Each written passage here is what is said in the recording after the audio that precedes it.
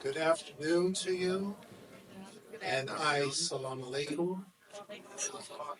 It is in the name of Master Farad Muhammad, Almighty Allah, to whom all praises are forever due.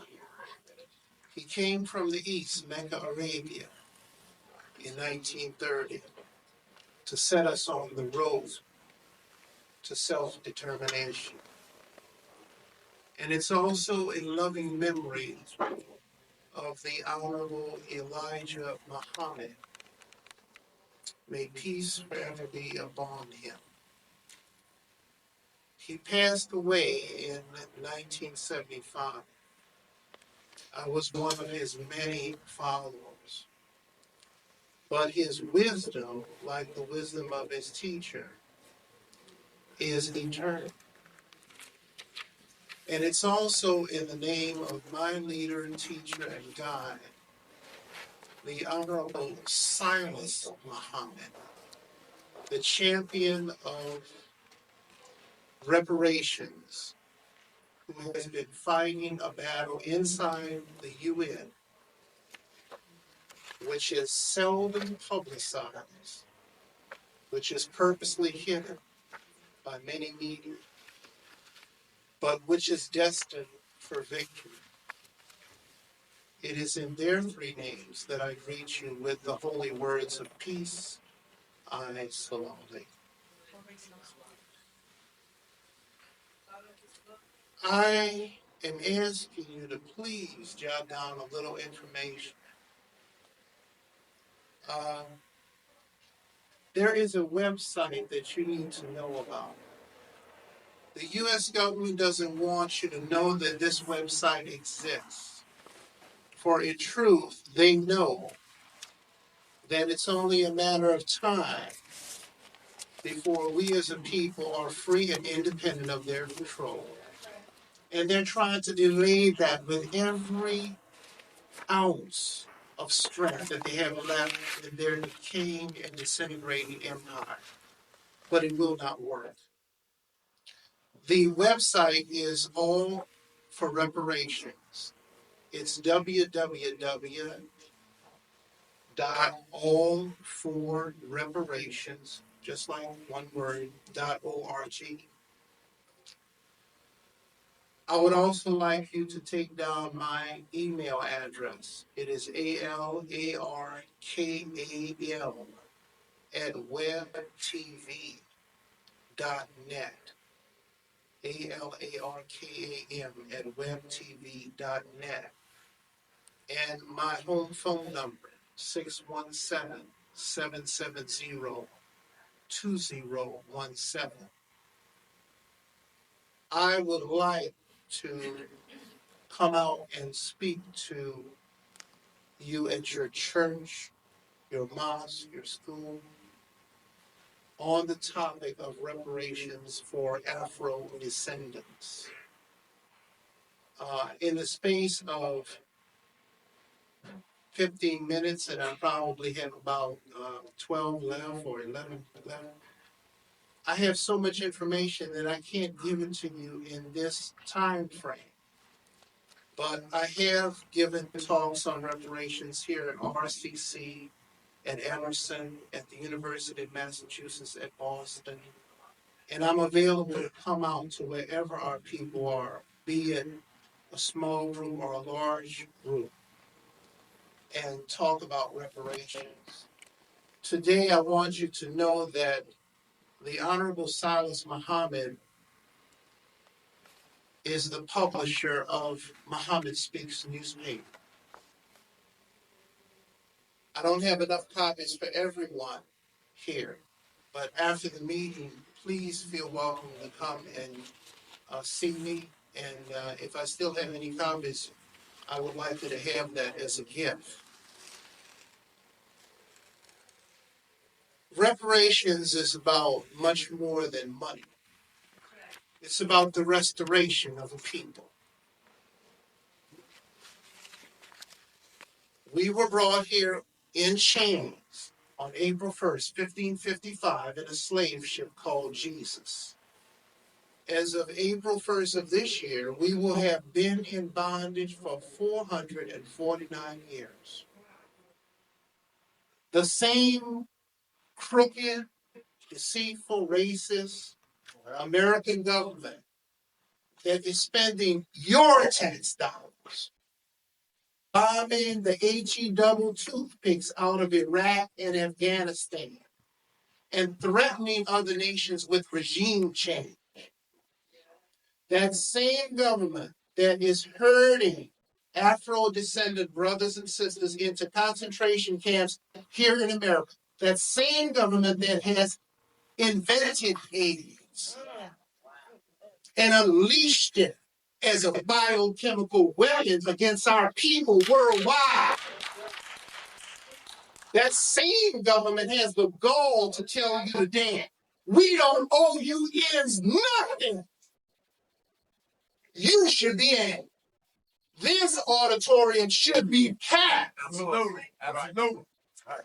Because we are being exterminated as a people. My beloved brothers and sisters, pardon me if I appear angry, but you know what? When you're angry about injustice, it makes you alive, doesn't it? That's right. Just as you said, I teach math and science here in Boston. I've done it for 9 years. I don't allow any profanity in the class. And when our youth see that you have a titanium steel backbone, they will cooperate. They will cooperate. Our youth and our people are looking for real leadership. I know that the Congressional Black Caucus has every right to be frustrated with someone as racist as President Bush, but be not deceived. This whole government is crooked and corrupt. That's right. Senator John Kerry and Senator Ted Kennedy have no love for Afro-descendants. None whatsoever.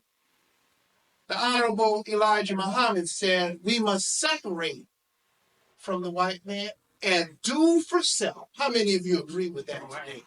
We need our own government. Black from top to bottom.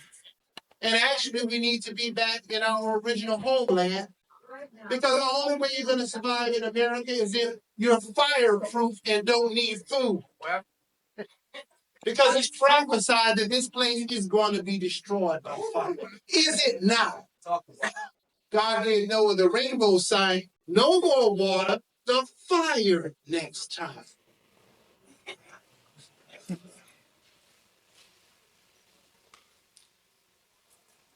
I want to, in the remaining moments, I want to share with you some of the words of the Honorable Salas Muhammad. And if you've never seen this paper, Muhammad Speaks, if you don't know who this man is, what he looks like, just remember, whatever black man is taking a bold and righteous stand against racism and seeking for black people to have their own government and their own economy on some of this earth that we can call our own, he will be targeted for annihilation by the American government. He will be vilified by the American government. He will be branded as a terrorist or sympathizer. And the only thing standing between those kind of bold, courageous, Afro-descendant leaders, whether it's Dr. W.E.B. Du Bois, Marcus Garvey, the Honorable Elijah Muhammad, Mr. Salas Muhammad, Queen Dorothy, Louis of Ancora, Elder Osiris Akabala, is you and me. We must learn how to protect and elevate our own. How many of you agree with that? We must. It's imperative. I want to quote to you from the Honorable Salas Muhammad. By the way, on March 2nd of this year, he was in the United Nations, battling along with other Afro-descendants. And we are now known as Afro-descendants as a result of the work of our freedom fighters in the UN.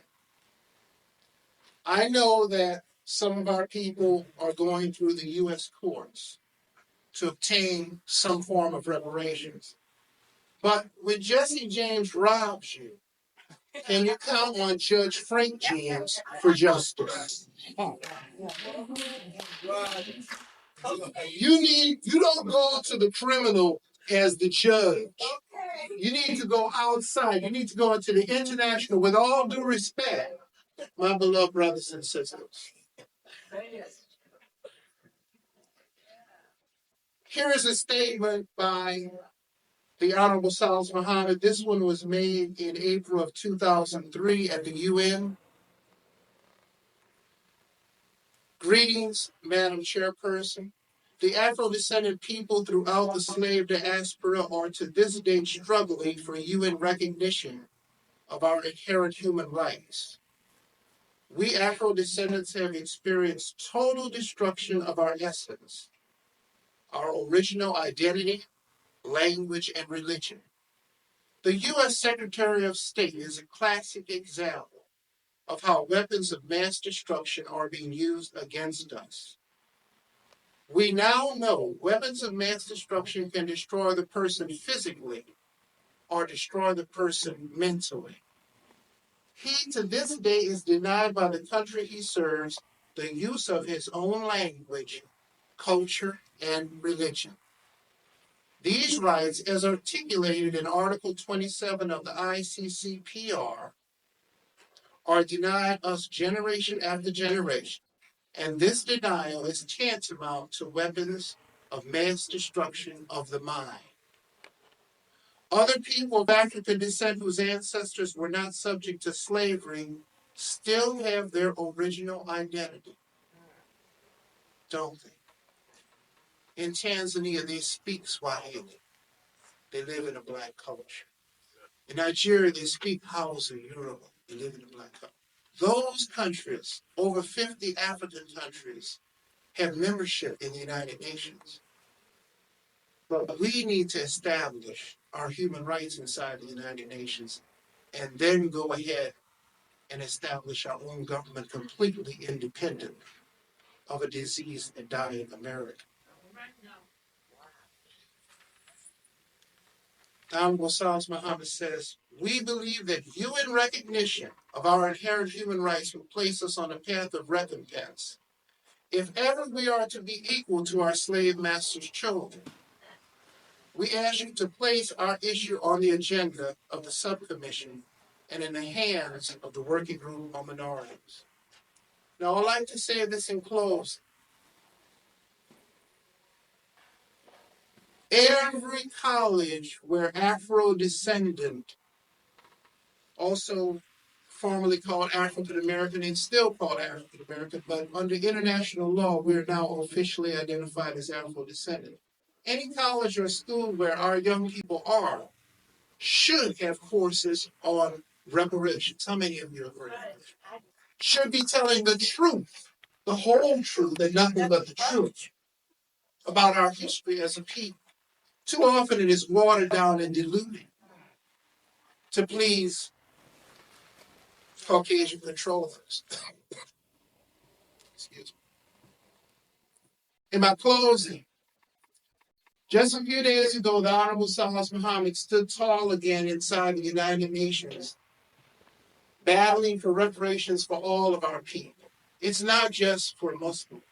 It's not just for the masses. It's for all of our people. Yes, Colin Powell and Condoleezza Rice are tools. They are also victims. They need restoration and healing. Today, as the Boston representative of the Honorable Salis Muhammad, I'm inviting all powerful Black leaders throughout this country to join us at the United Nations to maximize our leverage. Who would I like to see there at the UN standing tall and clarifying through interventions the ethnocide and forced assimilation that's been imposed upon us, the genocide that's being perpetrated today? I would like to see many. I would like to see the Congressional Black Caucus. I would like to see the brilliant and courageous Cynthia McKinney. I would like to see the Honorable Minister Louis Farrakhan. I would like to see Danny Glover of Trans Africa. I would like to see the head of the National Negro Baptist Convention. So I'm asking you to convey this information, asking you humbly, please, whoever you view as a leader who's doing something real for Black people, who's not a puppet, invite them to come to the United Nations. The door has been opened. The next intervention will be in April before the Human Rights Commission. And then the United Nations, in recognition of the fact that we are rising as a people and will no longer tolerate 21st century slavery and abuse, they have already agreed, and this is breaking news. The United Nations has agreed to hold a conference for all Afro-descendants, all of our people in the Western Hemisphere, from Canada to the United States, to the Caribbean, to Central America, to South America, in Brazil this November. You did that, my powerful people. So give yourselves a round of recognition. And I thank you for listening to me.